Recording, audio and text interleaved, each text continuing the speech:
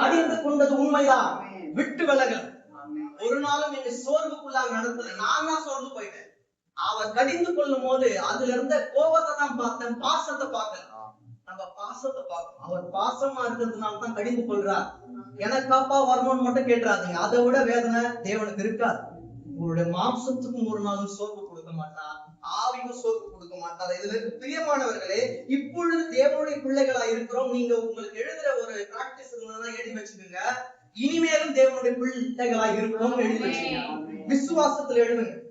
இனி எவ்விதமா இருப்போம் என்று இன்னும் வெளிப்படவில்லை. அந்த வெளிப்பாடுதான் தேவன் உங்களுக்கு கொடுக்கிறார்.